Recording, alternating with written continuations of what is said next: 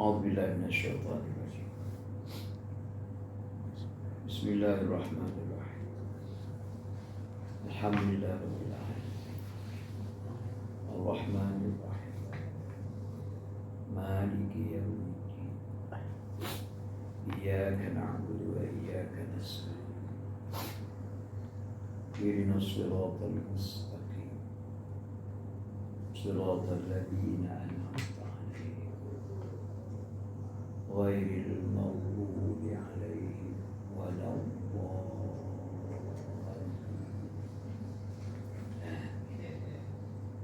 السلام عليكم ورحمة الله تعالى وبركاته. بسم الله والحمد لله والصلاة والسلام على رسول الله. سبحانك لا علم لنا إلا ما علمتنا إنك أنت العليم الحكيم ولا حول ولا قوة إلا بالله العلي العظيم. قال الله تعالى في كتابه الكريم أعوذ بالله من الشيطان الرجيم بسم الله الرحمن الرحيم إنما المؤمنون الذين إذا ذكر الله وجلت قلوبهم وإذا تليت عليه آياته زادتهم إيمانا وعلى ربهم يتوكلون. صدق الله العظيم. Hanya saja orang-orang yang beriman itu pertama sekali ketika mana dia berjaya mempercayai dan meyakinkan diri dia, maka ketika mana diperingatkan dengan nama Allah, hati dia akan merasa gemetar, bimbang dan takut. Bahkan orang-orang yang beriman juga ketika mana dibacakan, dihamparkan di hadapan dia, akan tanda-tanda kehebatan, keagungan, kemuliaan yang ada pada Allah Ta'ala yang dia percaya dan yakin. Bahkan bertambah imannya. Kemuncak daripada merasakan takut kepada Allah Ta'ala dan bertambahnya kuat percaya kepada Allah Ta'ala, akhirnya ia akan meletakkan harapan sepenuhnya hanya kepada Allah Ta'ala. Tuan-tuan dan puan-puan, muslimin muslimat, hadirin hadirat hafizahumullah. Alhamdulillah pertama-tamanya dan memang pun selama-lamanya tetap juga kita akan terus menyatakan rasa syukur kita, rasa terima kasih kita yang tak terhingga kepada Allah Ta'ala, Tuhan kita semua. Paling tidak Allah Ta'ala masih lagi mengurniakan kehidupan dunia kepada kita, sehingga bukan sekadar kita diberikan ruang dan peluang untuk menikmati sempurna dan sejahtera di dunia ini, bahkan inilah peluang yang terbaik untuk kita bekerja keras, berusaha berikhtiar untuk kita menunaikan segala pertanggungjawaban hidup kita di atas dunia, setelah mana kita menyadari bahawa Allah Ta'ala yang menjadikan kita atas dunia ini ada tujuan dan matlamat. Selalu kita ulang, paling tidak yang disuruh kita mesti buat, yang dilarang kita mesti tinggalkan. Alhamdulillah pertemuan kita kuliah zuhur minggu keempat hari Isnin. Kebetulan sebelum ni hari Isnin semua dah ada cuti. Hari ni tak cuti, adalah berapa kali ya? Dah 3-4 kali kot. Kebetulan cuti kan. Alhamdulillah kitab yang kita masih perbincangkan ialah kitab Imam Ghazali rahimahullah, kitab Taubat dan liku-likunya. Qala musannif rahimahullah wa nafa'ana bihi wa iyyakum amin. Jangan merasa senang ketika membuat dosa. Di antara perkara-perkara yang menjadi kelalaian kepada kita ialah ketika mana kita menjalani suatu kehidupan, rupanya kehidupan kita ni, apapun kita melangkah, apapun tindakan dan apa yang kita nak buat, akan bertembung dengan dua perkara.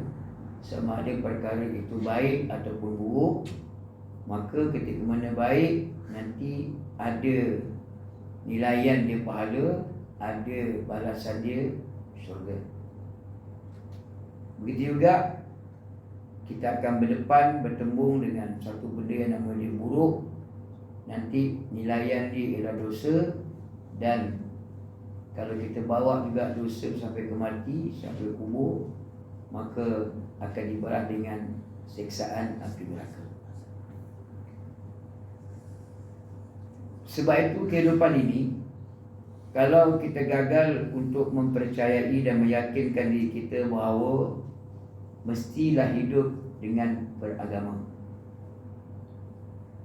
Pasal tadi saya baca dalam mukadimah, innamal mu'minun, hanya sahaja orang yang beriman. Orang yang beriman ini, apa dia punya kriteria tu apa? Kriteria. Jangan salah sebut buat malu je. Kriteria dengan kriteria dia kurang je. Tengah hari lah kriteria. Sini ada nasi rahmat. Tak ada kan? Habis tak makan orang sini.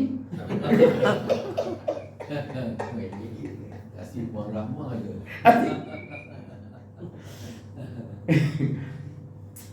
Di antara kelemahan kita lah, kita bincang buku Imam Ghazali ni, dia membicarakan tentang taubat.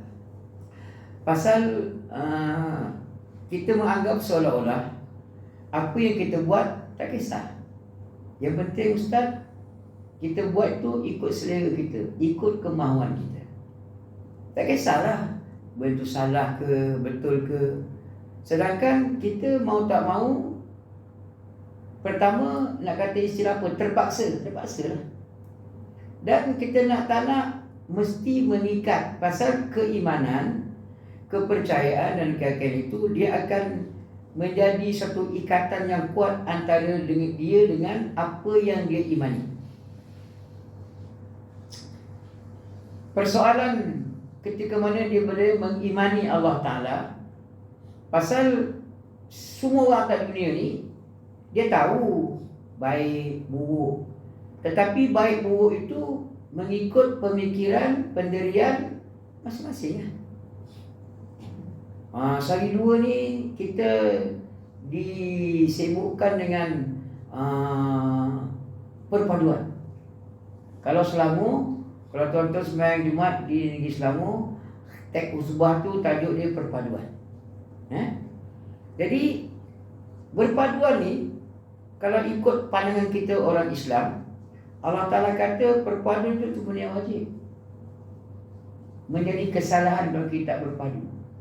Cuma persoalannya, apakah pertimbangan yang kita ada? Bagaimanakah kita mengukur perpaduan itu? Atas dunia ni tuan-tuan, dulu, kini, selama-lamanya, semua kerajaan atas dunia inginkan rakyat dia berpadu dengan kerajaan. Kerajaan ni dia tak nak kalau rakyat dia pecah belah.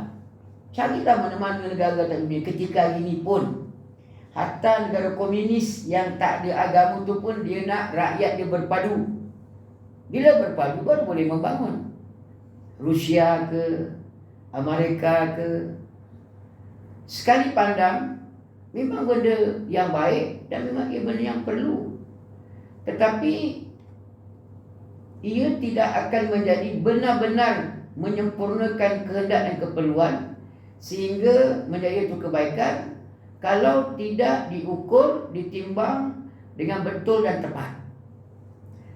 Sebab itu kepada kita orang Islam, seronok tak seronok, kita tak payah mikir panjang. Pasal telah siap diuruskan oleh Allah Ta'ala, Tuhan yang kita percaya dan yakin itu. Tadi saya baca juga dalam kalimah kan, hanya saja orang beriman ini, dua dah ayat sebut. Pertama, bila diingatkan dengan Allah. Kita ni apa benda pun kena ingat Allah. Jangankan kata ketika mati tu baru kita nak baca Quran, kita baru nak berzikir berwirid. Jangan kata nak mati tu baru nak ingat ke masjid, baru nak ingat Yasin tahlil. Tak. Bukan tunggu mati je. Pasal apa? Yalah, mati.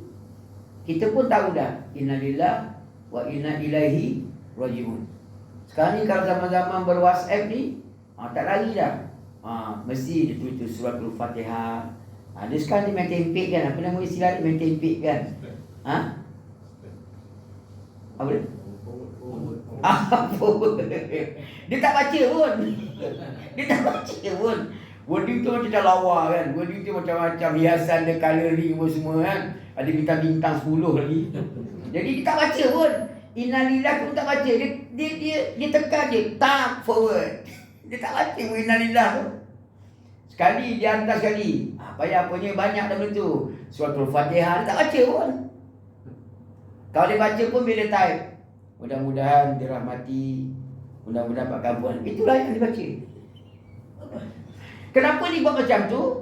Pasal dia percaya, dia yakin kematian itu kehendak Allah Ta'ala. Tapi persoalannya, adakah kematian itu sahaja kehendak Allah Ta'ala? Kehidupan sebelum mati itu macam mana? Kehidupan lepas mati itu macam mana? Tak cerita panjang-panjang lah. Cerita panjang-panjang kan takut sensitif sangat kan. Kita sama-sama kita lah. Bila kita bermasyarakat, kan masyarakat ni dua. Ada satu nama dia masyarakat yang kecil, sebuah keluarga. Ada satu nama dia masyarakat yang besar, sebuah negara lah. Nak bentuk sebuah negara ni mesti berasaskan kepada masyarakat yang kecil, sebuah keluarga. Membentuk sebuah masyarakat yang kecil, sebuah keluarga mesti berasaskan kepada individu-individu. Kita dalam rumah tangga, saya ada anak 8. Saya ada menantu 2. Baru dapat cucu 2. Isteri belum 2 lagi, 1. Kita dalam rumah tangga, kalau kita tak jaga perpaduan suami isteri, anak beranak, menantu, cucu, berserabut tu, berterabut. Saya tengok tadi, tak tahu mungkin berita lama kot. Ada dia rupanya seorang lelaki, dia menyeksa isteri dia. Dera. Kalau tengok dilakonkan balik macam mana penderaan tu, tak lalu tengok. Tak lalu tengok. Itu contoh bila tak berpadu lah. Kita orang Islam, saya sebut tadi, apa kelebihan yang kita ada? Kita sudah diuruskan oleh Allah Ta'ala. Allah Ta'ala ketika mana menjadikan kita manusia, maka telah pun disiapkan segala urusan kehidupan. Bermula daripada kehidupan individu, sehinggalah membentuk masyarakat yang kecil, sebuah keluarga, sehinggalah membentuk masyarakat yang besar, sebuah negara. Semua ada siap. Cumanya atas dasar kepercayaan dan keyakinan kita lah. Kita percaya ke tidak? Itu je. Kita ni alhamdulillah ditakdirkan kita lahir daripada perut nenek moyang orang Islam. Itu suatu bayangkan kalau ketika hari ni kita orang baik. Kita punya baik, rambut pun kita nak pakai, minta maaf rambut tak ada kan? Ini kena kawal-kawal, marah orang kan. Kan ada puak-puak yang ada rambut ada, tapi dia tak nak pakai rambut, dia botak rambut dia. Dia tak nak pakai baju, dia pakai sari je, warna kuning tu kan. Tak tahu sepeda pakai kot. Selipar pun tak pakai. Kenapa dia macam tu? Kepercayaan dia macam tu. Ada setengah pak lebay yang dia ni puak-puak Kristian, konon-kononnya oleh kerana dia ni rahib, oleh kerana dia ni padri, maka dia meninggalkan hal-hal keduniaan. Konon-kononnya, konon-konon nak jaga kebaikan, dia tak nak kahwin. Konon-konon. Tapi buat gereja bawah tu, kolong bawah tu, lambat-lambat nak gampang. Kepercayaan dia macam tu. Tapi kita orang Islam, kepercayaan kita ini sudah dikerangka, sudah disilibus, sudah ditentukan oleh Allah Ta'ala. Jadi kalau kita rasa percaya pada Allah Ta'ala, maka Allah Ta'ala kata begian, kita begian. Allah kata begitu, kita kena begitu lah. Sebab itu di antara permasalahan masyarakat ini, mesti dibina kepercayaan tu. Tuan-tuan, kesilapan kita ketika mana memahami agama, kita ingat macam tu lah. Apa yang nenek moyang dah buat, tu ada. Apa yang kita dapat daripada orang tua tu dulu, turun-turun, itulah dia. Sedangkan agama tak macam tu. Allah Ta'ala pernah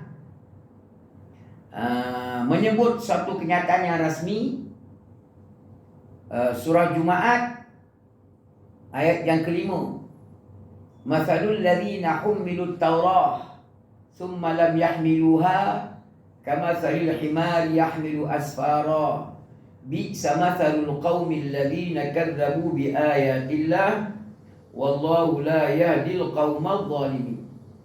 Bagaimana Allah Ta'ala mengumpamakan, Allah Ta'ala mengumpamakan orang-orang yang diberikan pertanggungjawaban. Dia kena tanggung, dia kena jawab kitab Taurat. Kisah ni berlaku zaman dulu, zaman Nabi Musa, zaman Taurat. Kan kitab ada 4. Zabur zaman Nabi Daud, Taurat zaman Nabi Musa, Injil zaman Nabi Isa, Al-Quran Nabi Muhammad SAW akhir zaman.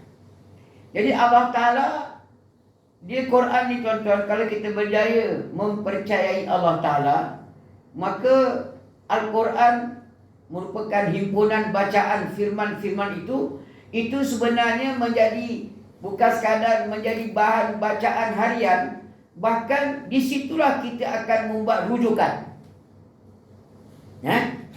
Pasal Allah Ta'ala di sebahagian Al-Quran itu, Allah Ta'ala mengongsikan, dia share. Kita kalau biasa yang Quran, lama dah share ni. Kita bosan dua dia. TikTok share, YouTube share, apa lagi?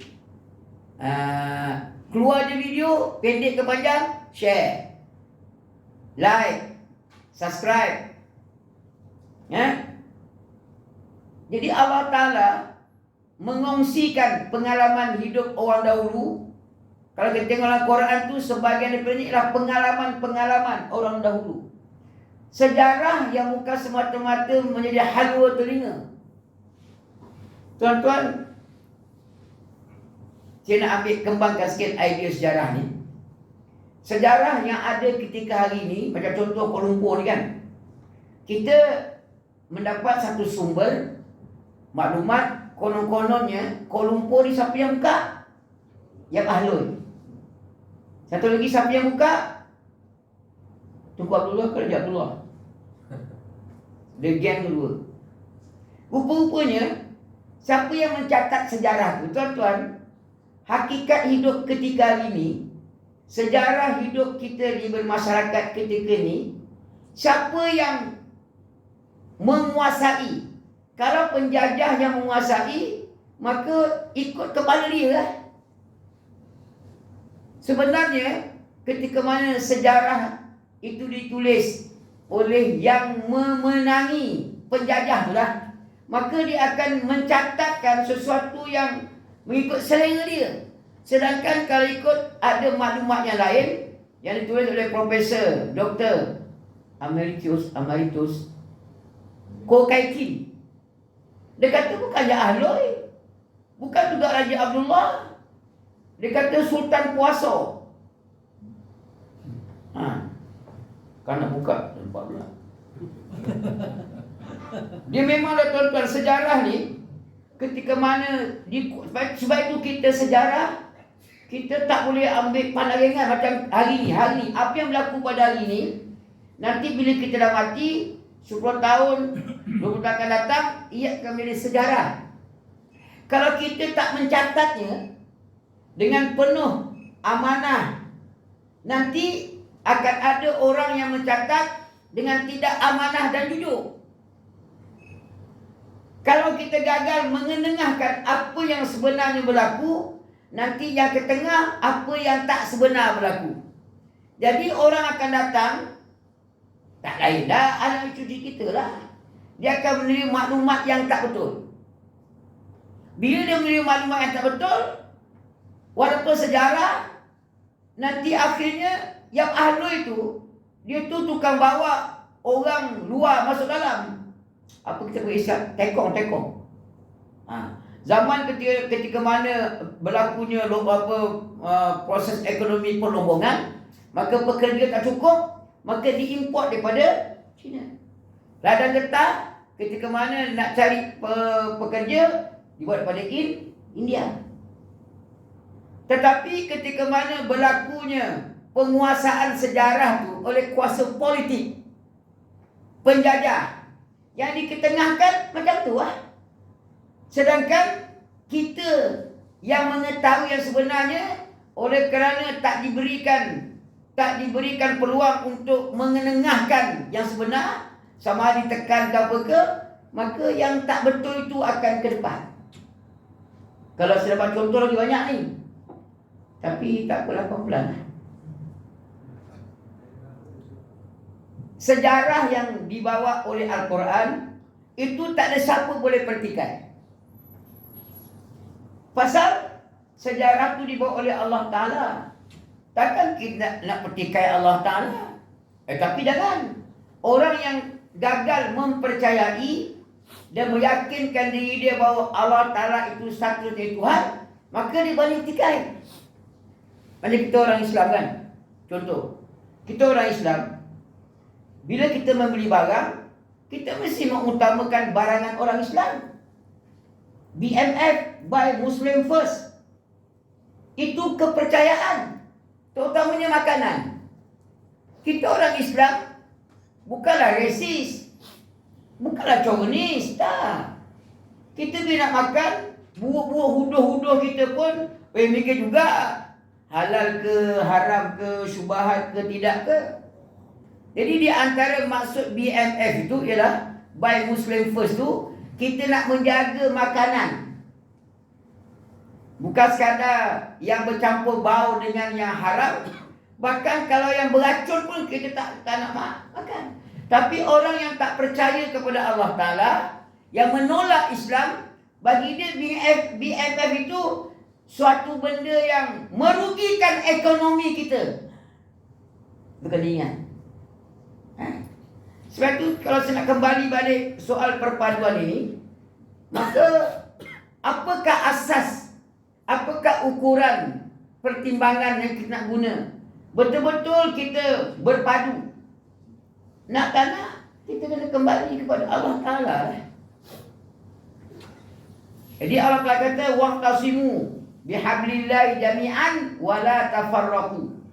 Asasnya, perpaduan itu mesti berpegang kepada agama Allah. Mesti berpegang pada agama Allah. Dan ketika mana berpegang kepada agama Allah itu, perpaduan itu bukan suatu yang apa kita panggil, yang benda yang propaganda atau satu persepsi. Kita orang Islam, perpaduan itu bukan persepsi, bukan propaganda. Jauh sekali benda auta, itu benda fakta. Apatah lagi Tuhan yang menjadi kepercayaan kepada kita itu menghendaki mesti kita berpadu. Tetapi Allah Ta'ala ketika mana meminta kita untuk berpadu, apakah asasnya? Ialah berpegang kepada agama Allah. Kalau kita baca sikit lagi perkembangan idea itu, maka Allah menyebut wa ta'awanu 'alal birri wat taqwa wa la ta'awanu 'alal ismi wal 'udwan. Kita ni tuan-tuan, agama Allah Ta'ala ni, saya sebut tadi dah, ketika mana kita berjaya mempercayai dan meyakini, maka nak tak nak, bila kita hidup, kita mesti berdepan dengan dua perkara. Selalu saya ulang, sama ada perkara itu baik atau perkara itu buruk. Perkara itu elok ataupun tak elok. Mesti dua. Tak mungkin elok semua, tak mungkin. ataupun tak elok, semua tak mungkin. Mesti ada elok, mesti ada tak elok. Padahal juga perpaduan ni ada dua. Satu perpaduan yang elok, satu tak elok. Wah, Ustaz dia macam. Takkan perpaduan tak elok? Baik, saya buktikan. Allah Ta'ala kata, kamu mesti berpadu. Tolong menolong. Tolong menolong ni, kalau tak berpadu boleh tolong menolong. Ini nak Ramadan, surah kata, nak buat gotong royong. Kalau tidak ada perpaduan, kalau tidak ada hubungan yang baik, surau dengan anak Korea, mana mungkin untuk kita jalankan aktiviti gotong royong tu. Gotong royong ni memerlukan mesti ngam. AJK mesti ngam. AJK dia mesti berpadu. Dia kena mesyuarat. Nak kirakan ahli AJK ni ramai, macam-macam pandangan. Mesti dibuat keputusan. Mesti buat keputusan. Keputusan dibuat, maka akan disiar. Akan diberi tempoh, biar bersedia. Siapa nak bersihkan tandas? Siapa nak bersihkan kafe? Sekarang ni banyak dah surau Malik ada kafe kan. Kalau tuan-tuan kalau di balik rumah, kalau surau tuan ada kafe, itu zaman Turaza'ah. Sekarang ni zaman PMX. Ni zaman PMX. Surau-surau kena ada kafe. Siapa nak bersihkan kafe?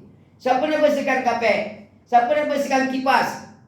Kalau tidak disatukan pemikiran berpadu, mana mungkin aktiviti gotong royong itu akan berjaya? Tak mungkin. Macam kita suami isteri lah. Kalau kita laki bini anak beranak tak baik, silap-silap, dah hilang nama suami, jadi duda, cerai. Dah hilang nama isteri, jadi janda, cerai. Jadi Allah kata, yang sepatutnya berpadu tu, pertama dalam benda yang baik, benda yang takwa, itu kena berpadu. Selagi benda baik, itu benda kena berpadu. Tak kisahlah bendera tak sama color ke, parti ke tak parti ke, NGO ke apa benda ke. Kalau benda baik, itu kena berpadu. Kalau benda takwa, apatah lagi. Tuan-tuan saya nak tanya tuan-tuan lah. Kita menolong orang ni baik ke buruk? Tak berani macam kau tak berehat. Bos tak lihat. Kita menolong ni baik ke tak baik? Kita bila menolong, jangan kata orang yang sebangsa, yang tak seagama kita. Turki diuji begitu, kita hantar bantuan. Padahal tak ada kena kita pun. Hidung kita kemek, dia mancung. Tak ada kena mengena. Saya Minang, dia bangsa ke Turki. Tapi benda baik, kita kena bersama-sama membantu. Ada perpaduan yang tidak dibenarkan. Halal ismi, benda yang dosa. Wal udwan, permusuhan. Saya bapa, kewajipan saya memberikan keselesaan hidup kepada anak dan isteri. Pendidikan, makan, minum, pakaian, tempat tinggal yang sempurna, belanja perbelanjaan sekolah yang cukup. Kalau sakit, obat. Kalau badan tak larat, pulsa suplemen. Macam juga sebuah kerajaan dengan rakyat, macam bapa dengan anak. Walaupun kerajaan pusat dengan kerajaan negeri, lain bendera kalau dia. Nak beri contoh ni, biar tuan faham. Nanti kan berpadu, main pada padu je, tak boleh. Ada perpaduan yang dibenarkan, ada yang tak dibenarkan. Kalau kita menolong, memang jadi hak kerajaan negeri untuk mendapatkan royalti. Bagi je lah masalah dia. Bukan pasal soal berlainan bendera ke tidak. Pasal negeri dengan pusat, dia memang ada hubungan. Semangat federalisme. Federalisme. Persekutuan. Tapi ketika dinafikan, mentang-mentang tidak sebulu, tidak satu bendera, bermusuh. Kenapa nak bermusuh? Sedangkan negeri di bawah payung pusat. Pusat memayungi negeri. Ini contoh, sensitif sikit lah. Sensitif sikit. Tak, pasal dia tak mahu tuan-tuan kita dengan anak beranak. Macam yang berlaku, macam mana seorang suami dia boleh zalimi isteri dia, bukan? Ya? Nabi kata, tidak ada lagi suami yang paling buruk perangai dia. Malam-malam dia menikmati batang tubuh isteri dia. Siang-siang dia buat naya kita. Itu suami paling buruk perangai. Saya nak pesan tuan-tuan, kalau ada menantu ke anak-anak yang buat macam tu, kalau lebam-lebam, pergi doktor, minta surat. Lepas tu bawa surat tu pergi ke balai, buat report. Itu kalau suami macam tu memang tak boleh jadi suami tu. Tak boleh. Itu mesti diajar tu. Mana tempat yang paling baik untuk diajar macam tu? Jaga tu lah. Nak sebutnya tuan-tuan, Allah Ta'ala mengumpamakan orang yang tak mau bertanggungjawab terhadap agama dia, maka diumpamakan macam kaldai. Bukan kita nak katakan orang tu kaldai, tak. Orang sekali dia macam sikit. Orang kata macamlah ada satu orang ketika mana dia buat report ke balai, pakai tak sopan. Balai kata pergilah balik, pakai senonoh sikit. Macam itulah wording dia. Lepas tu bisinglah satu Malaysia. Ada doktor tu kata, dia kata barang yang baik ni ialah barang yang dibungkus. Jadi orang marah, "Woi, dengan perempuan tu barang ke?" La ilaha illallah.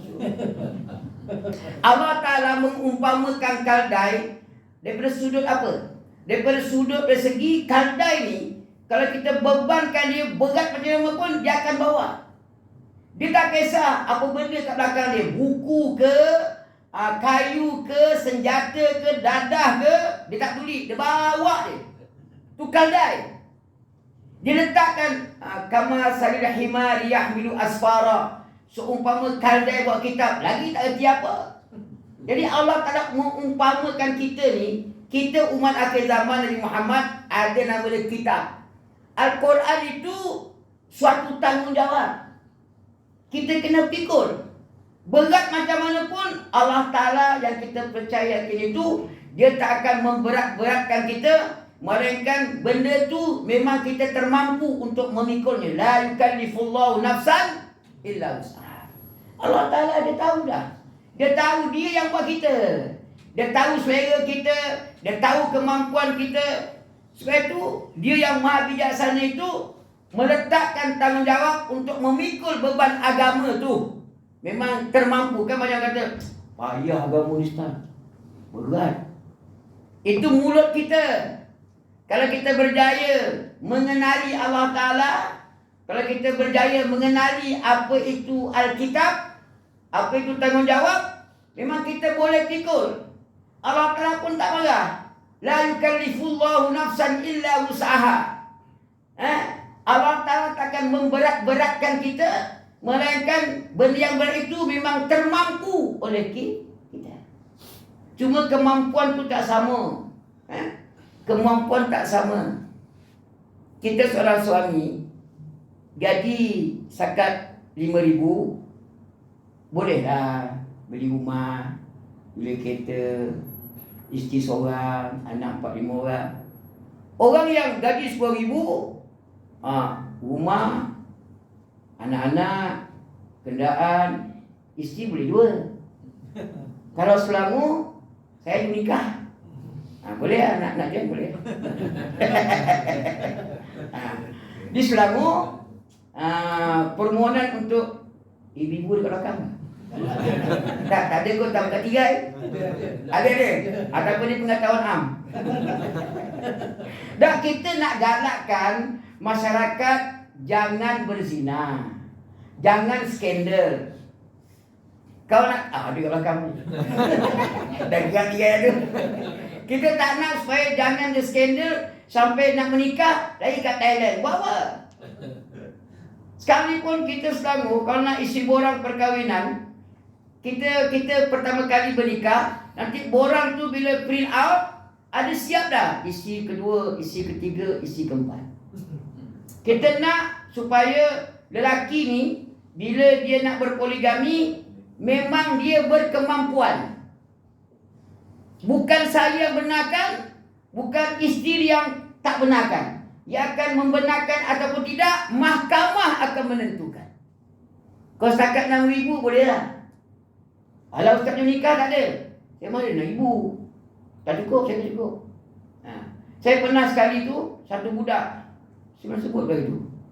Dia ni baru dapat anak seorang, budak muda lagi, 20-an sampai 30. Saya ingat dia, saya nak bergurau. Dia kata, ustaz saya nak kahwin 2 lah. Weh, kau baru anak kecil lagi nak kahwin 2 apa? Dia mengadu dengan pejabat. Dia kata, semula tu saya tanya, awak gaji berapa?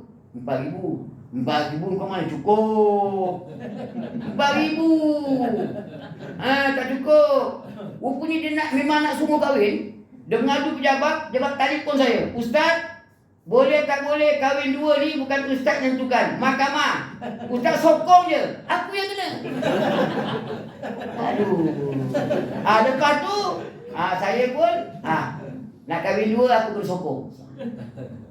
Saya dah recommend sokong poligami dekat 10 orang tu. Tapi yang saya sokong tu semua gaji 10,000 ke atas lah. Kontraktor berapa sebulan kan? Saya tanya dia, bang, abang nak kahwin 2 ni, bini tahu tak? Dah bincang ustaz. Dia bincang. Saya bincang dengan isteri pertama saya bawa isteri yang kedua saya berjumpa isteri pertama saya. Ada tu kes, isteri pertama ni dia cerdik. Dia tahu dah, selama ni tak boleh kata apa dah kan. Jadi buat apa nak gaduh-gaduh, buat malu je. Tak boleh gaduh-gaduh. Macam ni bang, kalau abang nak kahwin 2 boleh. Tapi saya nak jumpa dulu dengan bakal madu saya. Dia gelak-gelak tapi hati dia berdidih tu. Tak apa bang, saya setuju je. Suami dia okey lah. Okey lah, sonok lah suami kan. Tak gaduh. Okey bang, kita jumpa bang. Kita jumpa dengan bakal madu saya. Jumpa lah. Dia jumpa je, nak marah dia tahan. Dia kata, dia pendekkan kita lah. Dia kata, awak kenal ke suami saya ni? Saya kenal lama dah kak. Oh ni, kenal lama dah kak. Ya ke awak dah kenal? Ya. Kalau awak dah kenal, awak dah pernah tengok ke slip gaji dia buat apa? First. Cili. Awak dah tengok dah slip gaji dia buat apa? Ni slip gaji suami saya. Tunjuk. Rumah hutang tak boleh bayar. Kereta hutang tak boleh bayar. Rumah nama saya. Rumah nama saya. Dah memang dah goyang lah. Rumah nama saya, kereta je nama dia. Kalau dia tutup pagar, mana tidur? Dia tengok gaji macam tu, cerita pasal hutang, anak berapa orang, kos hidup sara macam mana, dah memang dah goyang. Dah berubah muka. Taklah masam tapi mencuka lah. Tadi ibu-ibu dengar tak ni? Jangan gaduh-gaduh dengan suami tak payah. Bincang je elok. Panggil. Dia selalunya kalau orang nak kahwin ni, dia nampak manis. Bau kentut pun bau minyak wangi. Pasal tengah bercinta. Panggil, bincang je elok. Kalau keluar ke mahkamah sekalipun, dia bukan ditentukan oleh isteri. Nanti hakim akan tanya, macam mana puan? Tuan hakim, saya tak kisah. Nanti saya dapat payung emas. Walaupun berdidih kan, payung emas. Tapi tuan hakim dah tengok belum mereka check up suami saya ni? Kerja manis dia. Dia kerja manis tuan hakim. Mampus. Tuan hakim dia tanya kerja manis dia buat apa? Gaul pun boleh tahan tuan hakim. Saya tak kisah. Nanti malu dia. Nanti yang malu saya lah. Isteri muda umur 25 tu. Suami umur kat 50. Hati bayang, umur 25 dia bayar anak dia dah. Kecil manis, gaul, darah tinggi, jantung pun nak bypass lah.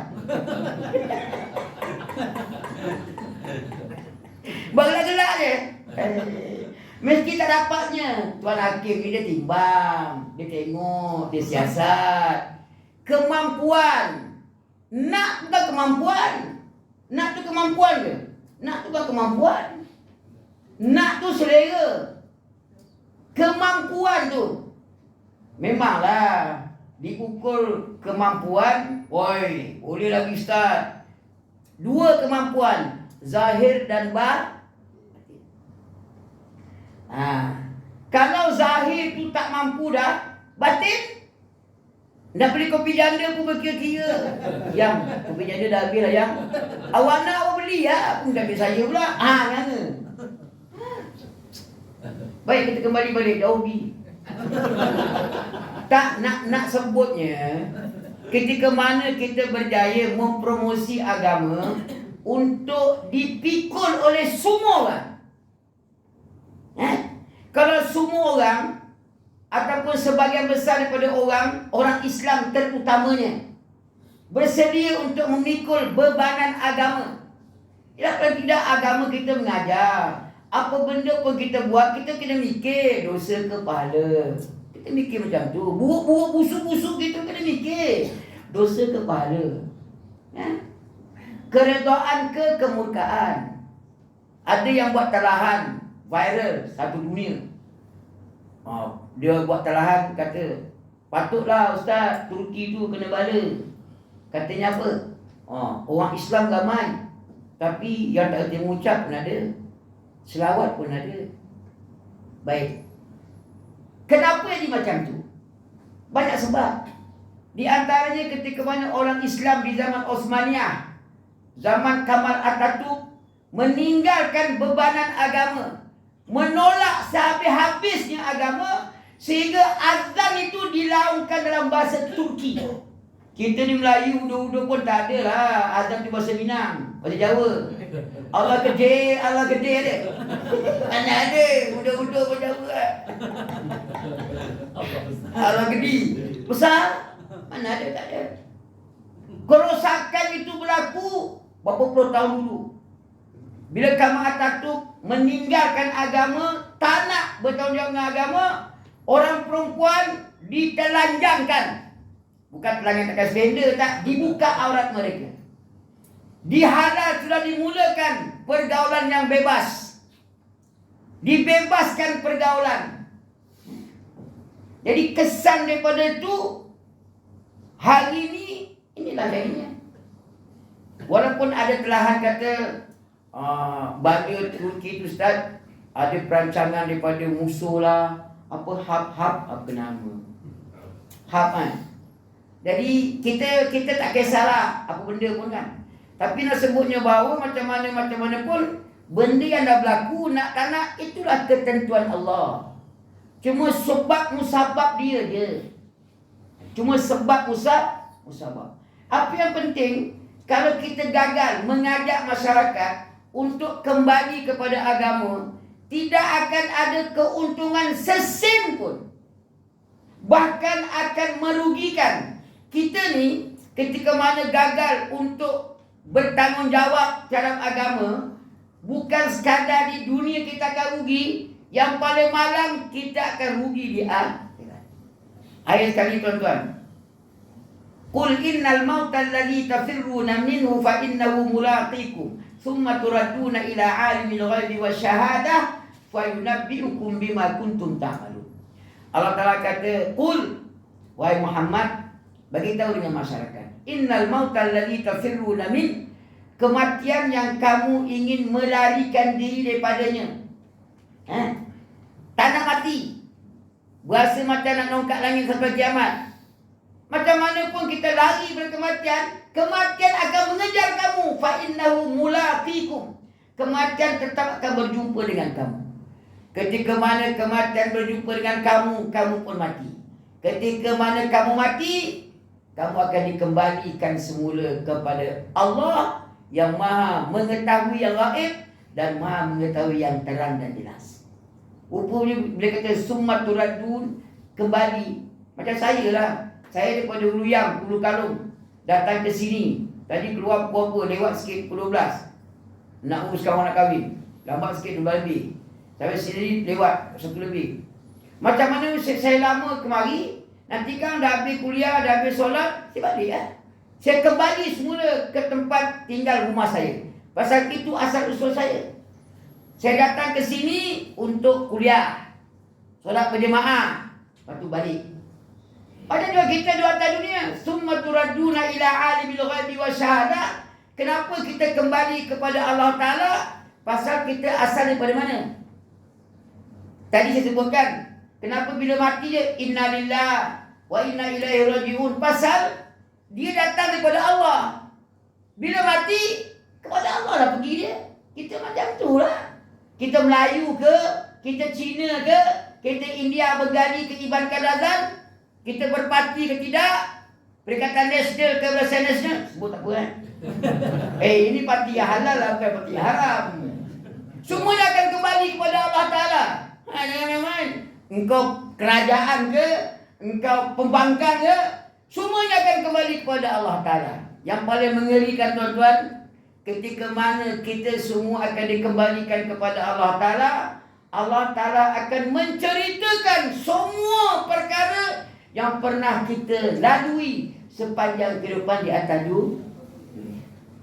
Nanti Raqib dan Atid akan diarahkan oleh Allah Ta'ala supaya membentangkan kitab yang tercatat sepanjang hidup kita di atas dunia itu. Ketika mana dibentangkan segala catatan itu, tak ada satu perkataan pun yang di-delete, dimakan oleh virus, tak ada. Atas dunia boleh, kita bakar di komputer, motherboard tu kan. Tak ada pun bangunan-bangunan tu kita bakar. Akhirat tak ada, ni malaikat dua ni, Raqib Atid ni. Akan dibentang kitab tu. Akan dibentang. Bila dibentang, akan dibaca, akan ditayang semula apa yang pernah kita lakukan atas dunia. Baik itu tuan-tuan sekadar tu lah. Sebab itu sementara kita dalam atas dunia ni, saya pun bulan 2 baru ni birthday saya 58 lah. Sehingga saya 28 lagi. 28. Tak lah tua sangat kan. Tapi dah mulia benar. Sedang-sedang je. Sahabat-sahabat saya umur 50-an ramai dah meninggal. Orang kampung saya baru ni direct umur 53, umur 52. Nak sebutnya, sementara kita tak mati ni, kita berusaha lah, kita bekerja keras lah, supaya nanti tak timbul penyesalan bila kita mati berjumpa dengan Allah Ta'ala. Wallahualam. Sekalian terima baik kepada Allah Ta'ala. Daripada saya mohon maaf. Aku lakukan hadza wa astaghfirullahi wa lakum wa lisa'il muslimin wal muslimat wal mu'minin wal astaghfiruh innahu huwal ghafurur rahim. Subhanallah. Bismillahirrahmanirrahim. Wal 'asr innal insana lafi khusr illa alladziina aamanu wa 'amilus shalihaat wa tawassaw bil haqq wa tawassaw bis sabr. Wassalamualaikum warahmatullahi taala wabarakatuh.